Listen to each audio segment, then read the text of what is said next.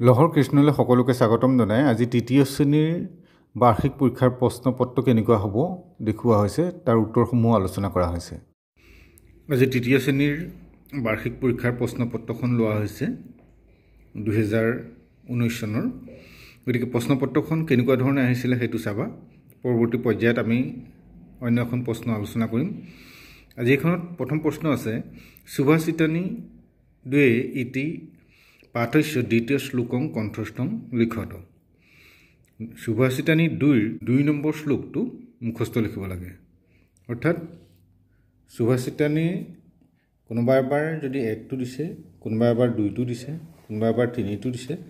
গতিকে তাৰ কাৰণে আমি সকলোবোৰ সুভাষিত মনত ৰাখিব লাগিব আৰু তেতিয়াহে আমি সুভাষিতাৰ যিটো সংখ্যাই দিয়ে সেইটো সংখ্যা লিখিব পাৰিম। এতিয়া 2 সুভাষিতানত কি আছিলে? হস্তস্য ভূষণং দানং সত্যং কণ্ঠস্য ভূষণম শ্ৰুতস্য ভূষণং শাস্ত্ৰং ভূষণৈহ কিং প্ৰয়োজনম। গতিকে এই সুভাষিতটো আমাক এবাৰ লিখিব দিলে। গতিকে পৰৱৰ্তী পৰ্যায়ত হয়তো বেলেগ এটা দিব। গতিকে নাম্বাৰটো আমি মনত ৰাখিব লাগে সুভাষিতখিনি মুখস্থ কৰোঁতে। 2 নম্বৰতে দিছে সংস্কৃতেন উত্তৰং লিখত। সংস্কৃতত উত্তৰ লিখিব লাগে। সিংহঃ কুত্ত অস্তি সিংহঃ বনে অস্তি সুধীৰঃ কুত্ত গচ্ছতি সুধীৰঃ নগৰং গচ্ছতি অদ্য বুধবাসৰঃ আজি বুধবাৰ স্বঃ কঃ বাসৰঃ অহা কালিলৈ কি বাৰ হ'ব? গতিকে স্বঃ গুৰুবাসৰঃ সুমেশঃ কদা উত্তিষ্ঠতি সুমেশ কেই বজাত উঠে? সুমেশঃ প্ৰাতঃ পঞ্চবাদনে উত্তিষ্ঠতি অযোধ্যায়াঃ ৰাজা কঃ অযোধ্যায়াঃ ৰাজা ৰামঃ। গতিকে এনেকৈ ধৰণে উত্তৰখিনি হ'ব। 3 নম্বৰ দিছে শব্দাৰ্থ লিখিব লাগে। কন্দুকম আসন্দহ অংকনী দেৱালয়ঃ মাপিকা শান্তঃ। গতিকে এই শব্দবোৰৰ অৰ্থ আমি ইতিমধ্যে পাঠসমূহ আলোচনা কৰোঁতে শব্দবোৰৰ অৰ্থ আলোচনা কৰি আহিছোঁ। তথাপিও আকৌ এবাৰ কৈছোঁ। কন্দুকম মানে বল, আসন্দহ মানে চকী, অংকনী মানে পেঞ্চিল, দেৱালয়ঃ মানে মন্দিৰ, মক্ষিকা মানে মাখি, শান্তঃ মানে ভাগৰ লগা।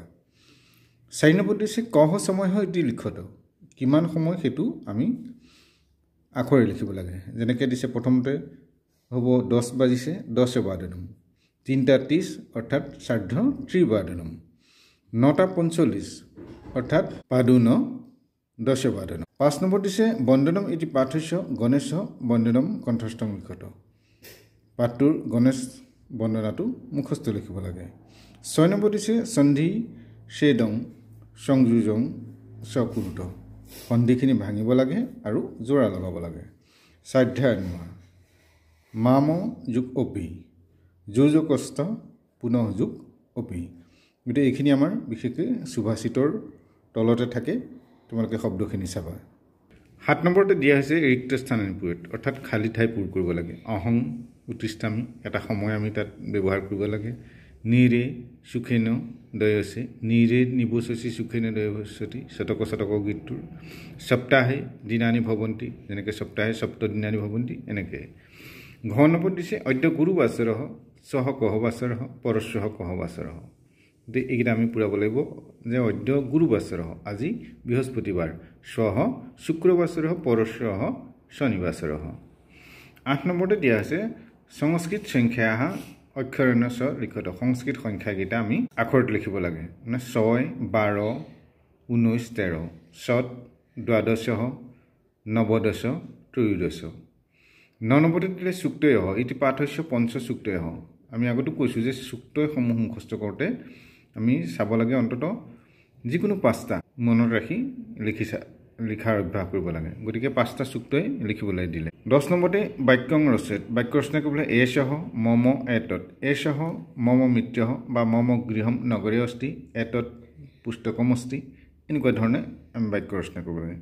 11 নম্বৰত দিলে সূত্ৰ সেইখিনি ইতিমধ্যে হৈ যাব পাৰে বা ইয়াতো লোৱা হয়। 12 নম্বৰত দিলে ভৱতঃ ভৱত্যাহ নিকেতনস্য নামকিম অৰ্থাৎ মৌখিকখিনি আহিলে এইখিনি সোধা হ'ব। ভৱতঃ অৰ্থাৎ তোমাৰ নিকেতনৰ নাম কি? ভৱতঃ অৰ্থাৎ এইটোত উত্তৰ আমি এনেকৈ দিব পাৰোঁ অস্মাকম নিকেতনস্য নাম শংকৰদেৱ শিশু নিকেতন যি স্থানৰ নামটো লগা হয়। ভৱতঃ ভৱত্যা অৰ্থাৎ ভৱতঃ মানে ল'ৰা সুধিছে আৰু ভৱত্যা মানে ছোৱালীক সুধিছে সংস্কৃত পুস্তকস্য নাম কিম তোমাৰ সংস্কৃত কিতাপখনৰ নামটো মনত ৰাখিবা ত্ৰয়ানাং পুষ্পানাং নামানি বদতু তিনি পাহ ফুলৰ নাম ক'ব লাগে ভৱতঃ ভৱত্যা নিকেতনস্য প্ৰধান আচাৰ্যস্য নাম কিম তোমাৰ নিকেতনৰ প্ৰধান আচাৰ্যৰ নামটো কি ক'ব লাগে अस्माकं निकेतनस्य प्रधान आचार्यस्य नाम বুলি কৈ নামটো ক'ব লাগে তাৰপিছত দিলে ভৱান ভৱতি কদা উত্তিষ্ঠতি তুমি কেই বজাত উঠা এইটো তুমি নিৰ্ধাৰিত এটা সময় নহয় গতিকে অহম পঞ্চবাদনে উত্তিষ্ঠামি অহম সদবাদনে উত্তিষ্ঠামি এটা সময় ব্যৱহাৰ কৰিব লাগে তাৰপিছতে আছে পাঠ পঠনম গতিকে এনেকৈ ধৰণে প্ৰশ্নবোৰ হ'ব গতিকে এইটো শেষত তোমালোকক আৰু এটা কথা কৈছো যে আমাৰ বছৰেকীয়া পৰীক্ষাত যিবোৰ প্ৰশ্ন দিয়া হ'ব সেইবোৰ 6 মাহিলী পৰীক্ষাৰ অহাখিনি নহয় তাৰ মানে তৃতীয় আৰু চতুৰ্থ একক মূল্যাংকনত যিসমূহ পাঠ লোৱা হৈছে সেই পাঠসমূহৰ পৰাই বছৰেকীয়া পৰীক্ষাৰ প্ৰশ্ন প্ৰস্তুত কৰা হ'ব গতিকে আমি পৰৱৰ্তী পৰ্যায়ত অন্য এখন প্ৰশ্ন আলোচনা কৰিম আজিলৈ ইমানতে সামৰিছো নমো নমঃ